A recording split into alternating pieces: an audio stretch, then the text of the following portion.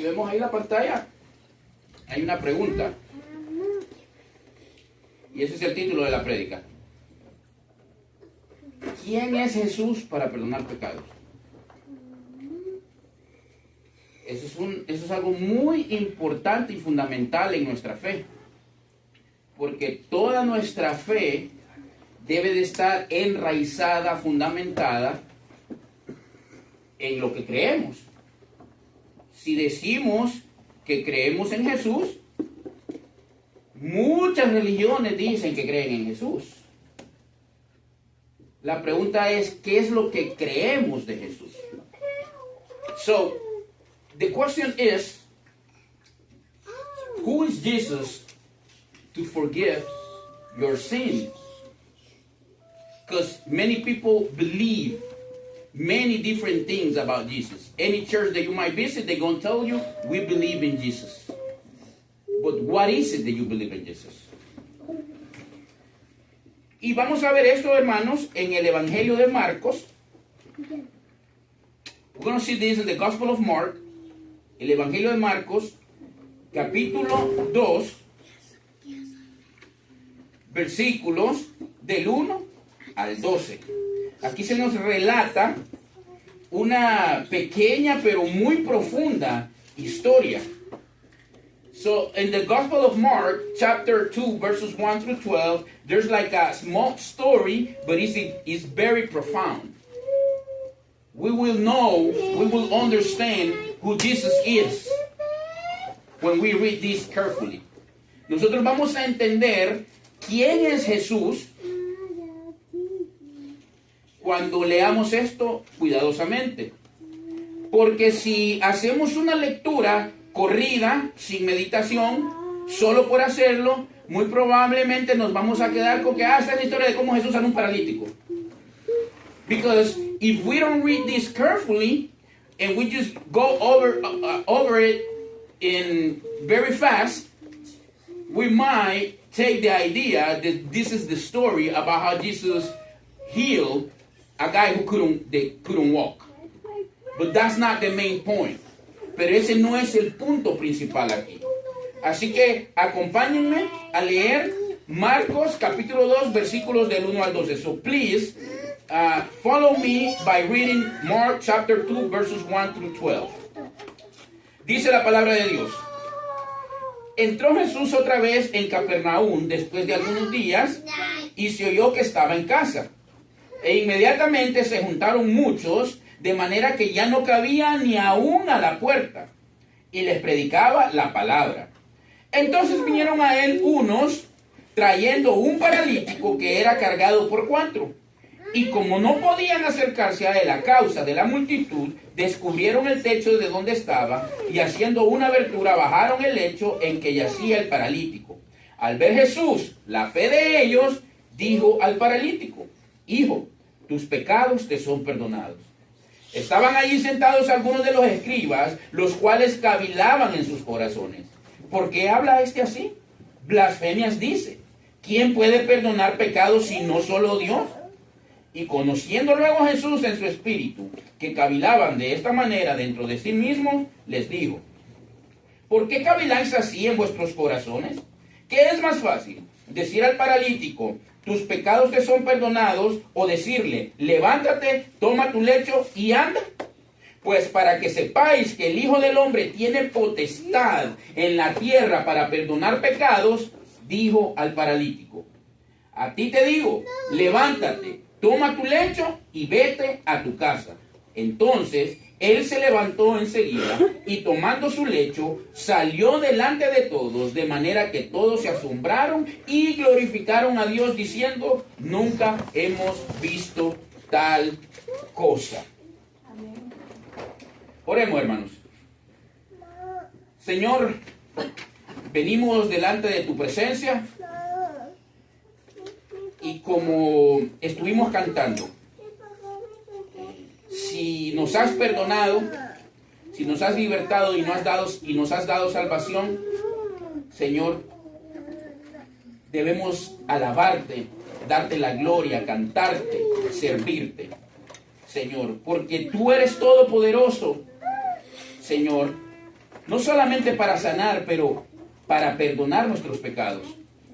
Señor, nos has venido hablando, Señor, de cómo tu resurrección es algo de lo cual hay evidencia, Señor, y por eso podemos confiar en ti. Hemos venido predicando, nos has venido hablando, Señor, en la primera carta de Juan con el hermano Lanza, de cómo Juan da testimonio de que tú eres real, de que Él te palpó, que Él te escuchó, que Él te vio cuando estuviste en esta tierra, pero aún cuando resucitaste, y Él da testimonio de eso.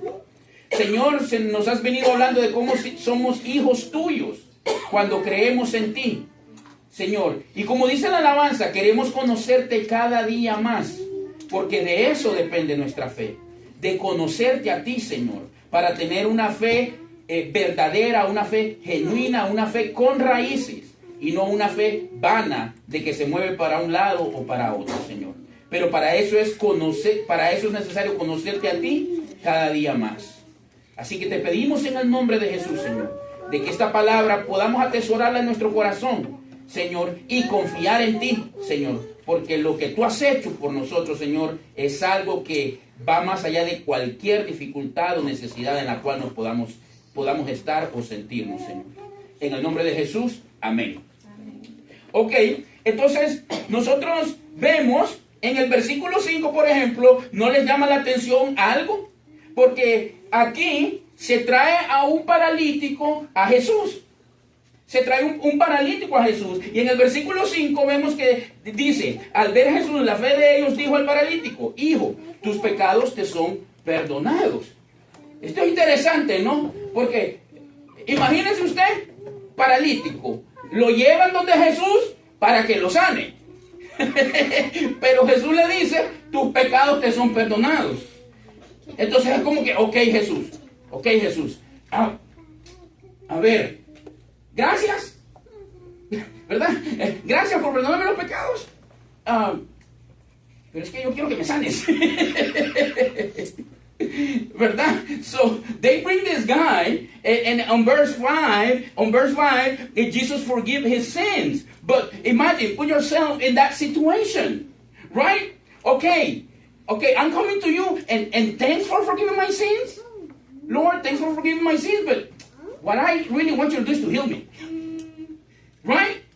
Now, the question is, why is that? La pregunta es, ¿por qué es eso? ¿Por qué es que Jesús lo primero que hace con el paralítico es perdonar los pecados de él? La respuesta, hermanos, es que esa es la necesidad más grande de todo ser humano. Independientemente de la circunstancia, independientemente del sufrimiento en el cual se encuentre cualquier persona, la necesidad más grande es que sus pecados sean perdonados. Y esto suena un poquito duro, ¿no? Porque pues hay veces uno quiere actuar como Jesús y que quiere andar salvando a todo el mundo y resolviendo los problemas de toda la gente. Que no es malo, somos llamados. Sin embargo, es necesario que cuando hagamos estas buenas obras, cuando hagamos estas cosas, recordemos que la necesidad más importante de toda persona es que conozca de Cristo. Y uno dice, ¿por qué? Bueno, sencillo. Supongamos de que Jesús solamente viene y sana al paralítico. Aunque lo haya sanado, aunque haga el milagro, va a volver a morir. Aunque Jesús haga el milagro, va a volver a morir.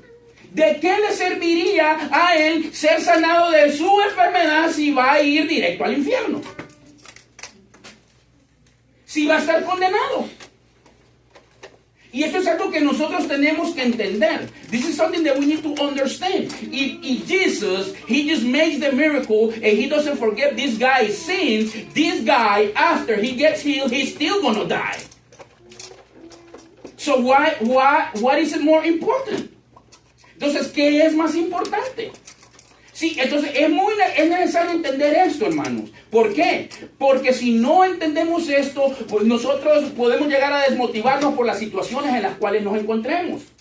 Podemos llegar a desmotivarnos porque por una enfermedad, por la pérdida del trabajo. Y sí, somos humanos y sentimos y nos afecta. Pero entendamos que la obra más grande en nuestras vidas, Cristo ya la hizo. Amén. It's very important to understand this because we might get demotivated because of disease, because you get sick, because some money issues, some family problems, whatever, and then we always asking God to do miracles in our life, right? There's like many doctrines that they're all about miracles and things, and there's nothing wrong. Jesus is all powerful to perform miracles, but the main thing, the greatest thing He already has done.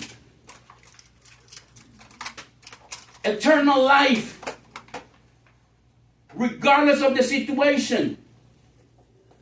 Vida eterna, independientemente de la situación. Now, the thing is, do you believe that? Ahora, la pregunta es, ¿tú crees eso? ¿Tú crees eso? Y vamos a ver nosotros, hermanos, características de que hemos creído. Vamos a ver características de que hemos creído. ¿Ok? Nosotros vemos, hermanos, que en el versículo 5 Jesús perdona los pecados de esta persona. Pero si nosotros vamos desde el versículo 1 al versículo 4 para entender todo lo que está pasando antes de llegar ahí, nos vamos a dar cuenta de que las personas vienen a Jesús con fe. Si leemos en el versículo 5, miremos al principio como dice: al ver Jesús la fe de ellos, dijo el paralítico. Estas personas están viniendo a Jesús con fe. Por eso es que lo pregunto. Yo estoy afirmando algo. Cristo, Dios, ya hizo la obra más grande, que es el perdón de nuestros pecados. Por lo tanto, podemos estar seguros de la vida eterna, de la salvación. Christ, God, already has done the greatest things in our life, which is eternal life, regardless of our situation, regardless of our struggles. Now, He already has done it. Do you believe it? Él ya lo hizo. ¿Lo crees? En el versículo 5, verse 5, Jesus mentioned the faith of these people who brought this guy to Him. So we need to come in faith. So tenemos que venir en fe. Ahora, ¿cómo funciona esa fe? How does this faith work?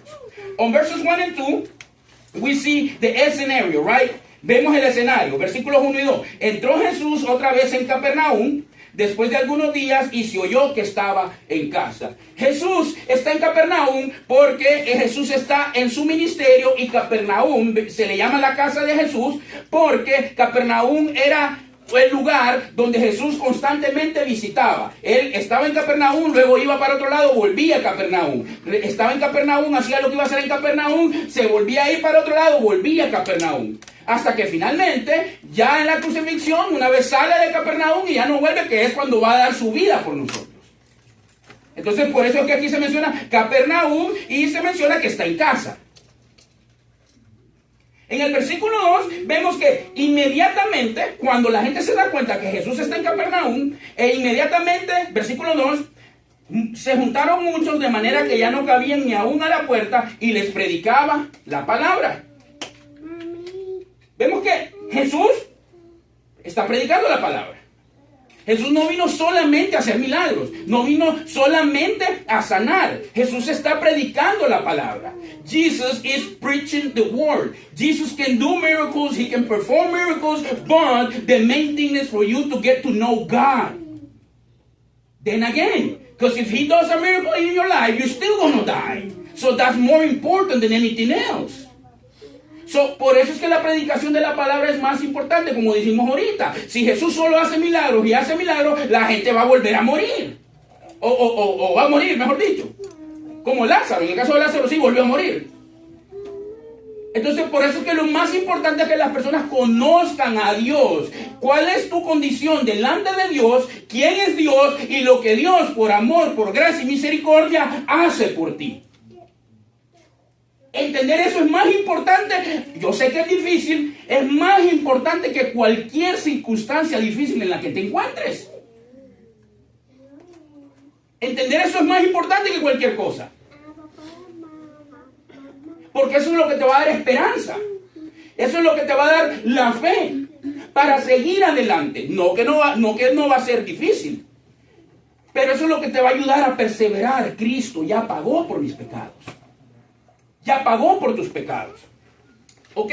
Entonces vemos cómo Jesús está predicando la palabra. Miremos, vamos al capítulo 1 para entender algo con respecto al ministerio de Jesús. Vamos al capítulo 1 para entender algo con respecto al ministerio de Jesús. Miren cómo dice del versículo 35 al versículo 39. Para entender qué es lo que Jesús hacía, cómo es que Jesús servía a las demás personas. Porque nosotros como iglesia, Él nos ha encomendado ese ministerio a nosotros. Por lo tanto, nosotros tenemos que hacer lo que Jesús hacía. Y por eso es que oramos por los enfermos, para que si es su voluntad se sanen. Gloria a Dios. Y por eso es que oramos por milagros, porque Él tiene poder para hacer milagros, pero si es su voluntad. Amén. Pero por eso no solamente vamos a andar hablando de amor y de milagros, sino que tenemos que predicar la palabra para que la gente conozca a Dios. Amén. Miren cómo dice el versículo 1 del 35 al 39. Levantándose muy de mañana, siendo aún muy oscuro, salió y se fue a un lugar desierto y allí oraba. Y le buscó Simón y los que con él estaban, y hallándole le dijeron: todos te buscan. Él les dijo: vamos a los lugares vecinos para que predique también allí, porque para esto he venido. Jesús tiene claro su ministerio. Jesús tiene claro lo que vino a hacer. Él no se anda distrayendo, haciendo, hoy estuvimos hablando en la mañana de que se pueden hacer un montón de cosas, pero Jesús tiene claro su ministerio. Él dice claramente en el versículo 38, vamos a los lugares vecinos para que predique también allí, porque para esto he venido. Cuando tú vas a visitar a alguien, ¿para qué vas?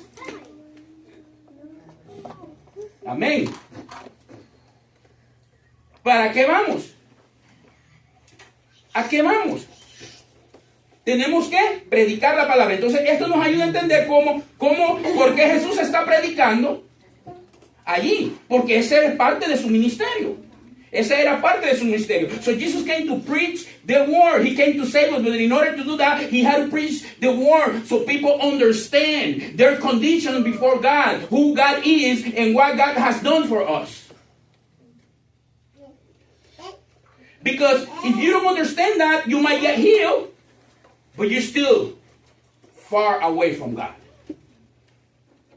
Porque si no entendemos eso, puede ser que Dios te saque de la situación en la que estás, pero sigues en la peor de las condiciones, apartado de Dios para siempre. Now, miremos, hermanos, ya que vemos el contexto de lo que estaba pasando, vemos en el versículo 3 la manera en que estas personas vienen. Porque era muy difícil llegar a Jesús, porque la casa estaba llena al punto de que no cabían a la puerta. Entonces, ¿cómo vamos a llegar a Jesús? ¿O cómo iban a llegar estas personas a Jesús? Y entonces vemos algo muy importante, porque en el versículo 3 vemos que dice la palabra de Dios: entonces vinieron a él unos trayendo un paralítico que era cargado por 4. Trayendo a un paralítico que era cargado por 4. Versículo 4. Y como no podían acercarse a él a causa de la multitud, descubrieron el techo de donde estaba y haciendo una abertura bajaron el lecho en que yacía el paralítico. Jesús dijo que él vio la fe de ellos en el versículo 5. ¿Cómo sabemos de que estas personas tenían fe? ¿Cómo se sabe de que tú de verdad has creído en Cristo? Jesús vio la fe de ellos. Nuestra fe se puede ver. Vemos ahí, hermanos, que la fe es visible. Una verdadera fe es visible. Es algo que se puede ver. The true faith is something that you can see. On verse 5, Jesus saying that he saw the faith of these people. And now we see what is it that they did. So Jesus, Jesús vio eso. No. Miremos lo que hacen. Versículo 4. Y como no podían acercarse de la causa de la multitud, let's go. Vámonos, no se puede. No, hay mucha gente, vámonos, no se puede. No. ¿Para qué te complicas? No se puede. Eso no es fe. Eso no es fe. Eso no es fe. Miren lo que hacen. Como no se podía, hacen algo. They do something. Descubrieron el techo de donde estaba. Y haciendo una abertura, bajaron el lecho en que yacía el paralítico. La verdadera fe, hermanos, es una fe visible y como dijo Santiago, la fe sin obras es muerta. La fe sin obras es muerta. Vemos aquí, o sea, tener fe, hermanos, o esperar en Dios no quiere decir no hacer nada. Hay veces nosotros nos creemos espirituales. Y hay que esperar en Dios. Eso no quiere decir no hacer nada. Tienes que tener fe. Que vas a encontrar un trabajo, pero tienes que salir a buscar trabajo. Tengo fe de que Dios me va a sanar. Tómate tu pastilla. O los medicamentos. Tengo fe de que Dios va a orar en la iglesia. Lee la palabra. Discipúlate. Comparte la palabra. Esperar en Dios, tener fe, no quiere decir no hacer nada. Vimos, por ejemplo, en Nehemías. Nehemías oró, Nehemías tenía fe en Dios, Nehemías se arrepintió de su pecado, pero Nehemías, hermanos, planeó, trabajó y ejecutó. Tener fe en Dios no quiere decir no hacer nada. Nehemías creía en Dios y esos muros fueron reconstruidos porque se trabajó, porque se planeó, porque se hizo algo al respecto. De la misma manera que esta gente, estos paralíticos, tenían fe de que Jesús lo podía sanar, pero como tenían fe, Jesús no, vamos donde Jesús, levantémoslo. Vamos, no hay gente, ¿qué tenemos que hacer? Subámonos por las escaleras, bajémoslo por el techo. ¿Por qué? Porque tienen fe. La fe te mueve. Amén. La fe te mueve. Abraham le creyó a Dios y le fue contado por justicia, pero cuando Dios le dijo a Abraham, muévete para acá, Abraham se movió.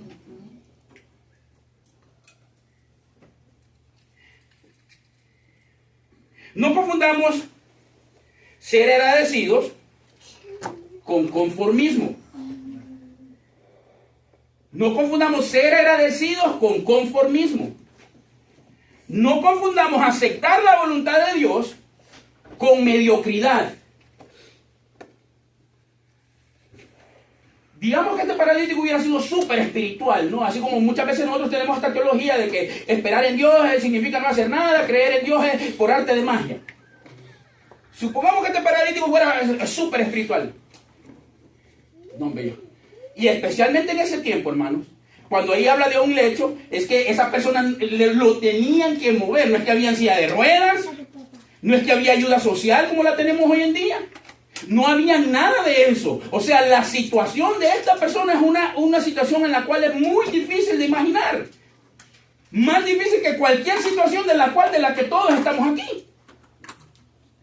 Era una situación súper complicada. Imagínense a él. No, pero yo soy un hombre de fe. Bueno, estoy aquí, no me puedo mover, dependo de todos los demás. Pero por lo menos respiro. Gracias, Señor. Yo sé que es tu voluntad que yo esté así. Súper espiritual. Agradecido, no está mal. Agradecido por el aire que respira. Bueno, pero por lo menos no me he muerto, ¿verdad? Porque me vienen a dejar la comida. Qué bendición poder tener a gente que me traiga comida.